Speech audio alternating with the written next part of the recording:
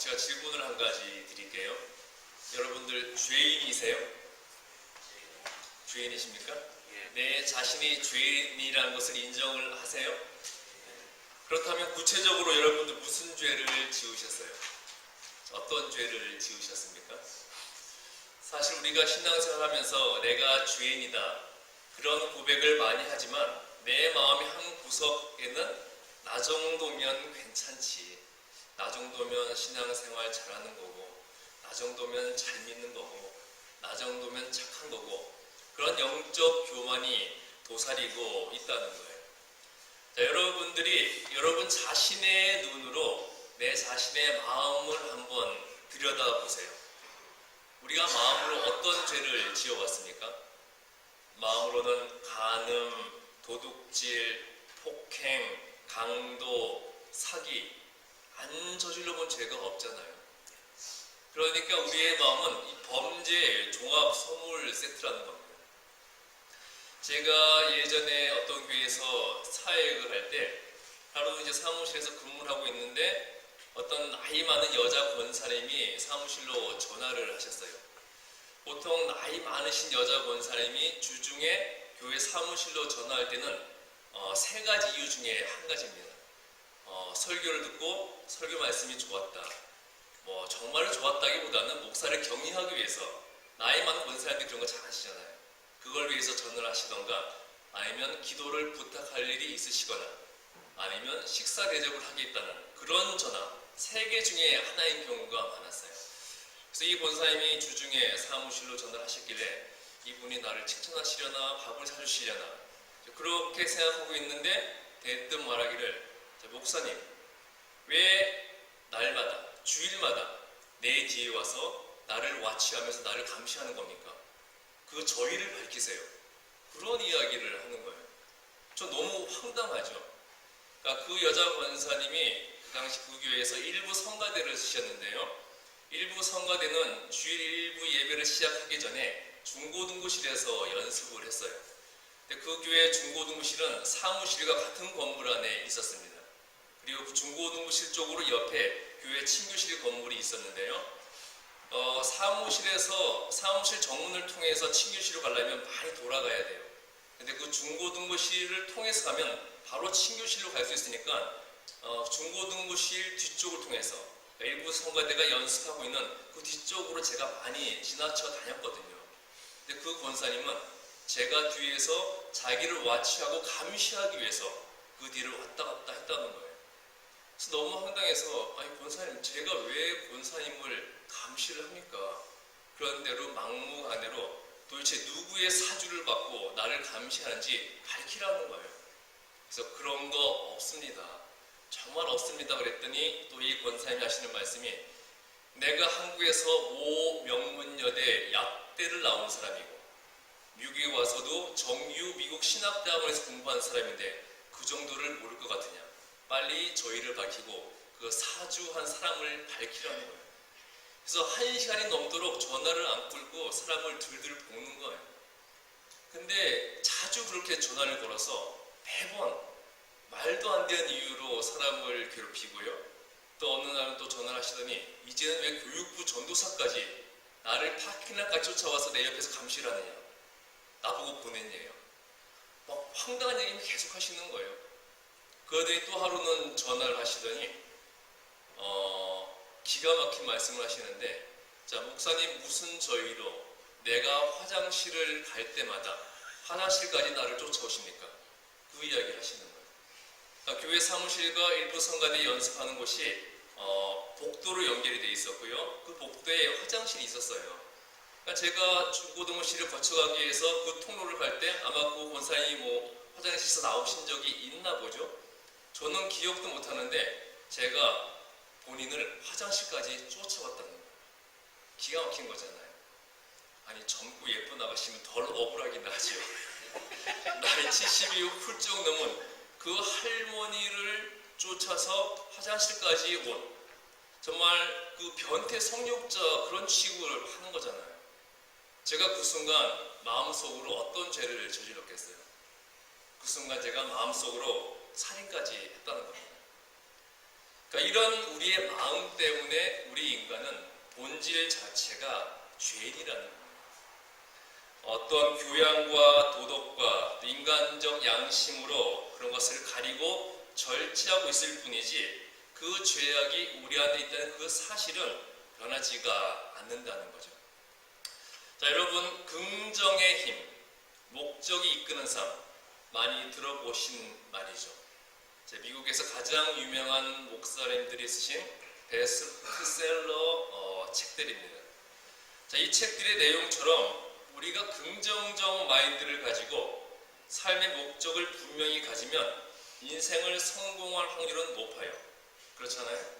부정적인 마인드를 가지고 있는 사람보다 삶의 목적이 불분명한 사람보다는 긍정적인 마음을 가진 사람이 그리고 삶의 분명한 목적을 가진 사람이 인생을 성공할 확률은 분명히 높습니다.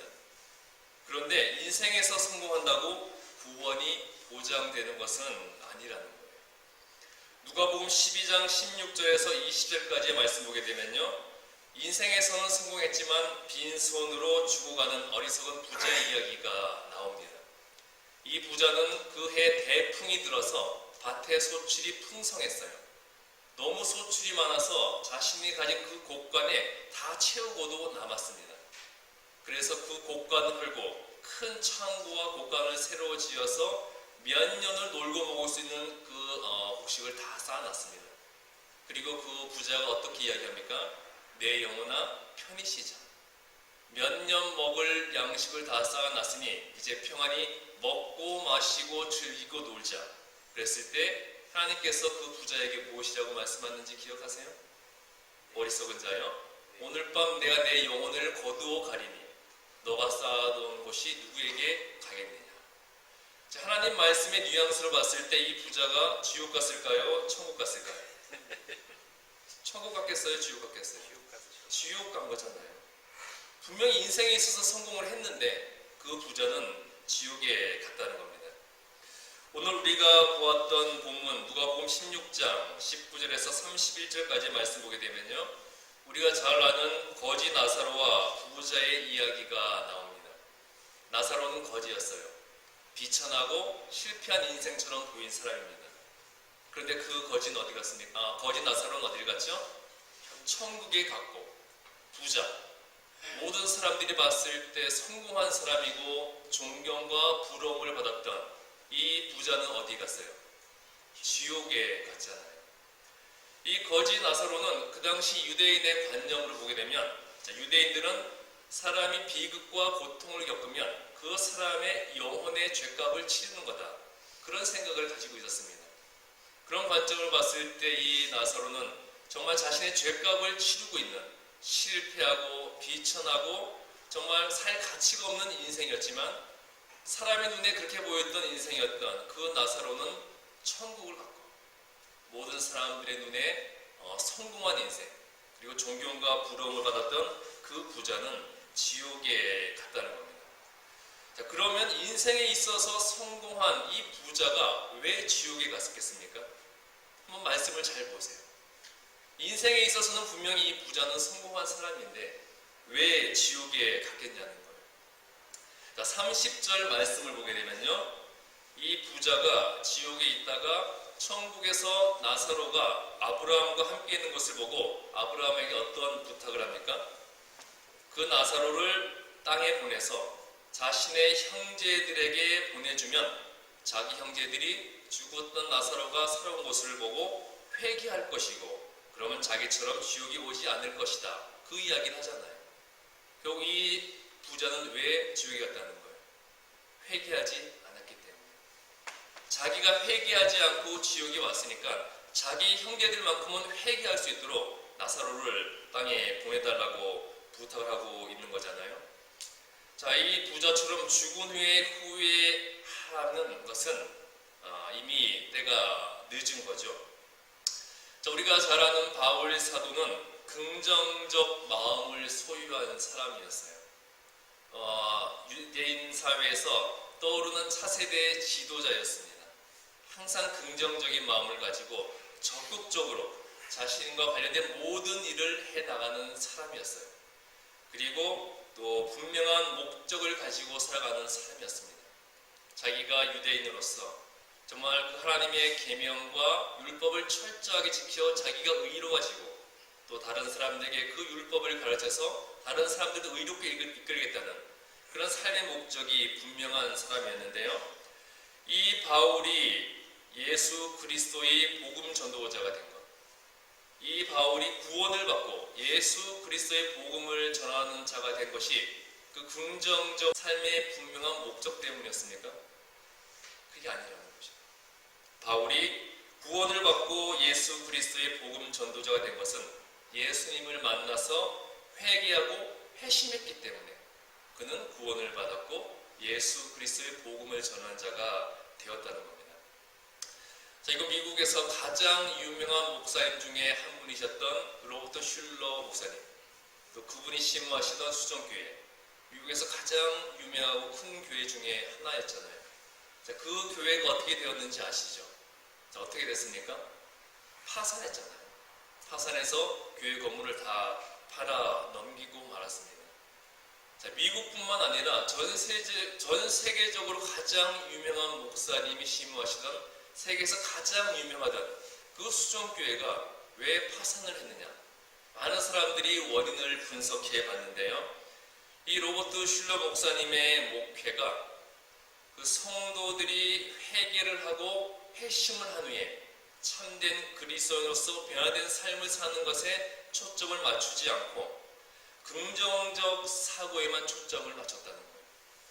긍정적인 사고방식을 가지고 분명한 삶의 목적을 가지고 열심히 노력하기만 하면 하나님께서 복을 주셔서 인생에서 성공하는 축복을 누리게 된다. 그것만을 강조하셨다는 겁니다. 그러니까 많은 사람들이 인생에서 성공하는 그 축복을 얻기 위해서 그 교회로 몰려들기 시작했고 또 실제로 인생에서 성공한 사람들이 많은 헌금들을 하기 시작하니까 그 교회는 갈수록 커지고 갈수록 부자교회가 되었던 거죠. 그런데 한계에 부딪히게 된 거예요. 사람이 살다 보면 아무리 긍정적 마인드를 가지고 분명한 삶의 목적을 가지더라도 반드시 성공하는 건 아니잖아요. 그러고도 실패할 수가 있다는 거예요. 또 긍정적 마인드를 가지고 승승장구 성공하다가 성공하는 와중에 실패를 경험하게 될 수도 있다는 겁니다. 그 상황에서 한계에 부딪히게 되었다는 거죠.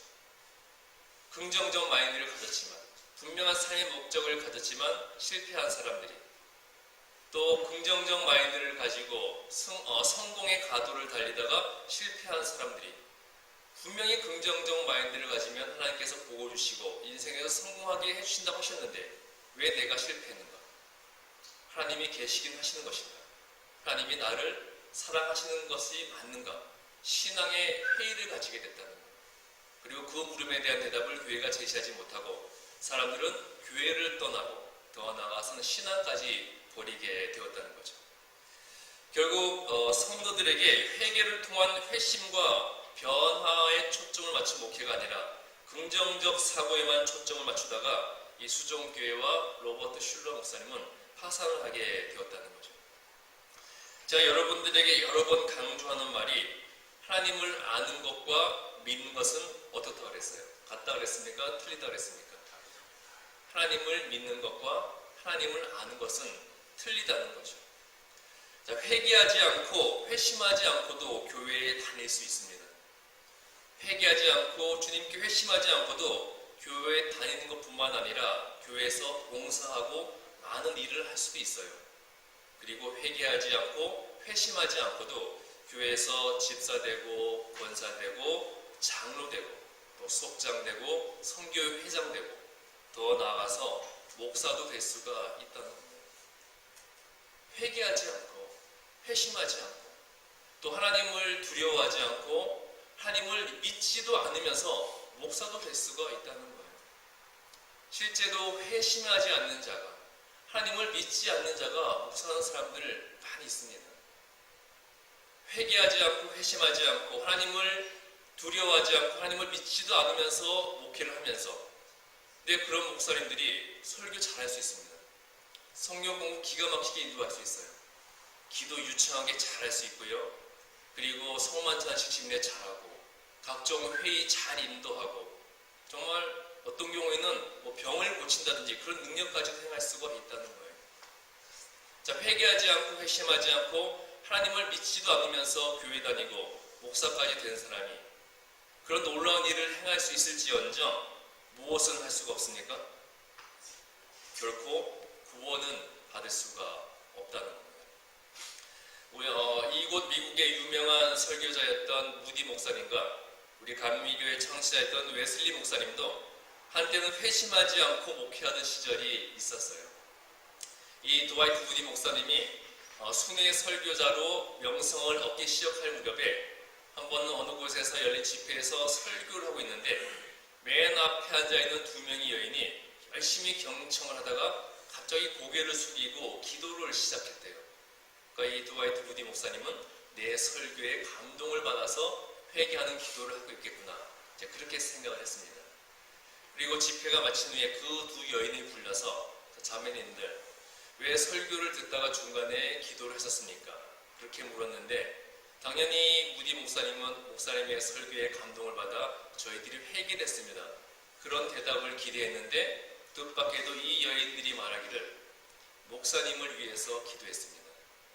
저희들이 목사님을 살펴볼 때 목사님은 성령 충만하지도 못하고 하나님에 대한 확신도 없는 상태인 것 같은데 그런 상태에서 말씀을 전하는 목사님을 보고 저희들이 목사님이 성령 충만할 수 있도록 성령의 충만을 말미암아 하나님을 확실히 믿을 수 있도록 기도해 드렸습니다.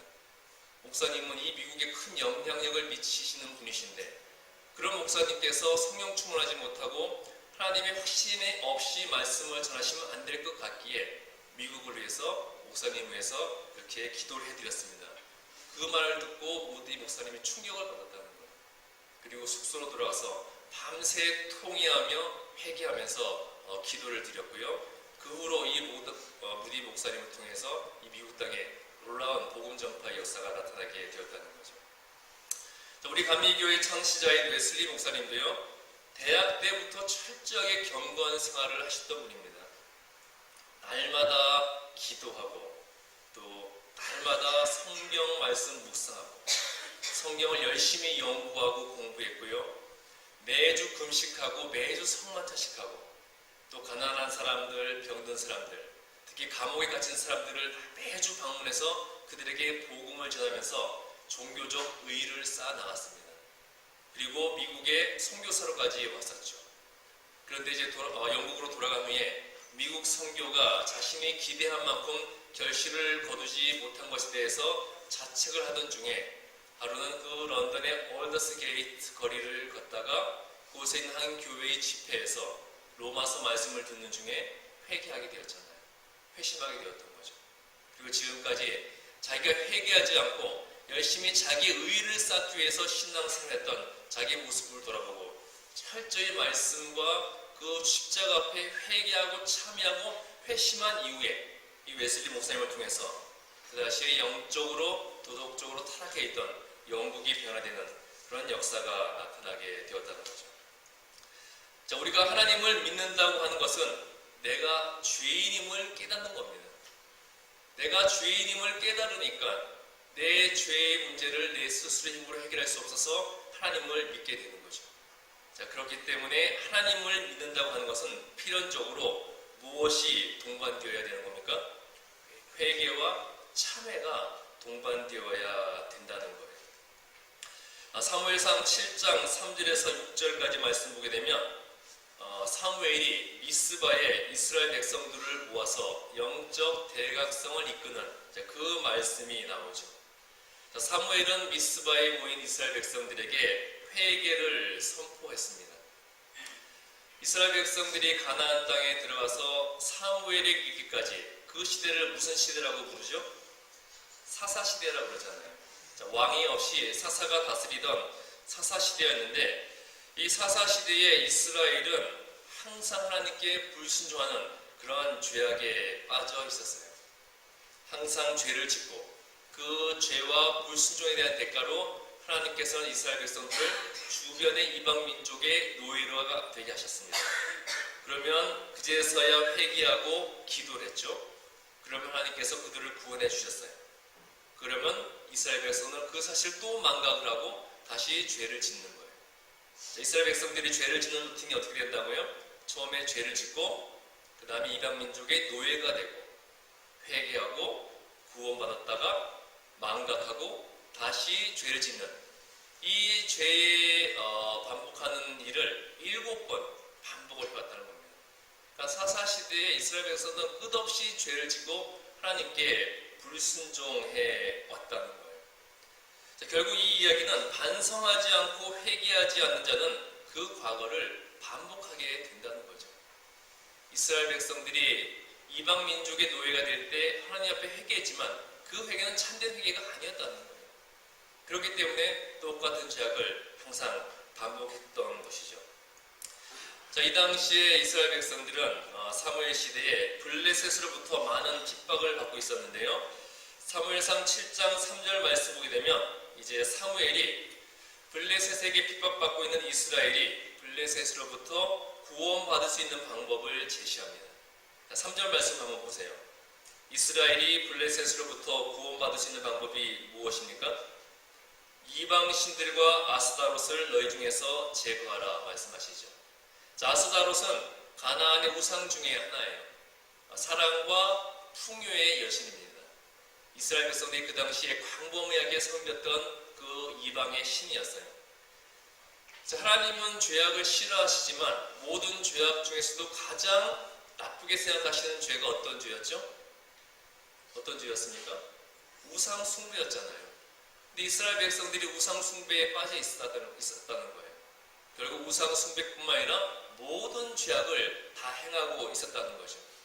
자, 그런 이스라엘 민족에게 하나님께서 우상 신들을 제거하라는 것은 우상 숭배뿐만 아니라 모든 죄악을 회개하라는 명령을 내리신 거죠.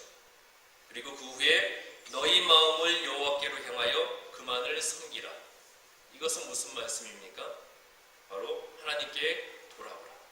하나님께로 회심하라. 그 말씀을 하시는 거죠.